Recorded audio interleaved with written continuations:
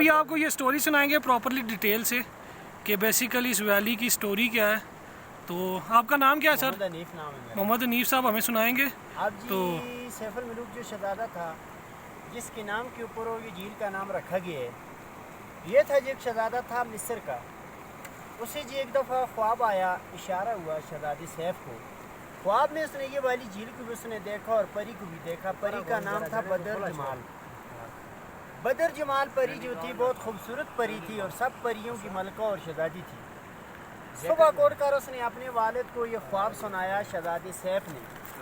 वालिद उसका जो था जी मिस्र का बादशाह था। बादशाह ने कहा कि बेटा वो परी जो है नारी है, नारी चीज़ आपको नहीं मिल सकती। नारी मतलब होता है आग वाली, नार से बनी होती है आग से, इसलिए आदम ज़ात को नज़र नहीं आती। शहजादे ने अपने वालिद को कहा कि मुझे परी मिला या न मिला, मैं झील देखने ज़रूर जाऊँगा, इजाज़त दे दो।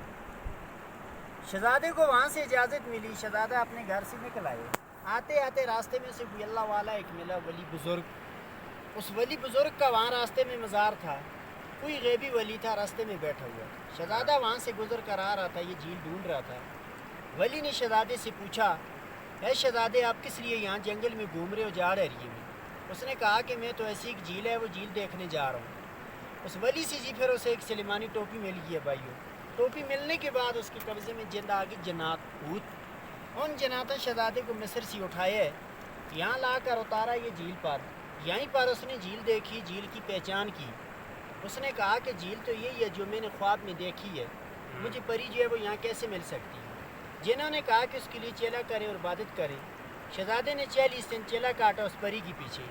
40वें दिन की बाद उसने अल्लाह से दुआ मांगी है। उसी दिन में कहते हैं कि वो परियाँ यहाँ नहाने के लिए आ रही हैं कोई काफ से। तो कोई काफ जो है रूस में और चेचनिया की तरफ है, रशिया में, वहाँ पे जो है परस्तान है। वहाँ से 7 सहेलियाँ आई हुई थी यहाँ नहाने के लिए।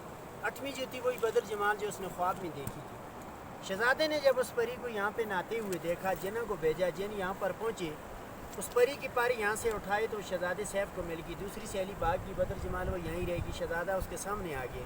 परी भी और शहजादा भी दोनों इस नारान की तरफ चले गए, रवाना हो गए। इस नारान में इंसानों की बादी नहीं थी, जंगल बियाबान एरिया था। दूसरी सहेली को एक आफ पहुँची है, वहाँ जाकर देव सफ़ेद को बताया कि मलका बदर जमाल जो हमसे जुदा हो गई है, कोई पता नहीं झील में डूब गई क्या हुआ। ये राज नहीं बताया कि लिबास किसी ने चुरा लिए। देव यहाँ कर पहुँचा के से जो पानी जा रहा है ये नाला, उस वक्त ये झील बंद थी, यहाँ से वो पानी नीचे नहीं जा रहा था। झील बड़ी झील थी। फिर बाद में देव ने वहाँ से अपनी एड़ी लगाकर उस पहाड़ को, ये झील को तोड़ा है। इसलिए तोड़ा कि देव ने कहा कि शायद ये झील खाली हो जाएगी, तब ये परी का पता चल जाएगा। देव ने कि झील को तोड़ा, रेती इलाका था, नारान में तूफान गया, फ्लड।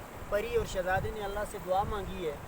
उस ज़माने में दुआएं जल्दी कबूल हो जाती थी। इस नारान के अंदर ज़मीन में एक पहाड़ बन गया, पहाड़ के अंदर एक सुरंग बन गया, गार, जिसके अंदर भाग कर परी भी और शहजादा भी दोनों छुप गए।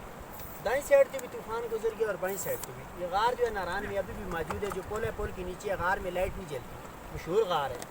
और देव सवेद जो था जी परी को ढूंढा ढूंढा देव सही तक पहुँच गया है। देव को परी नहीं मिली। वहीं वो देव किसी पहाड़ के साथ पहाड़ बन गया। देव सही आ रही है स्कर्दू साइड में, वहीं वो देव किसी पहाड़ के साथ पत्थर बन गया। परी भी और शहजादा भी काफ़ी अरसा गार के अंदर छुपे रहे।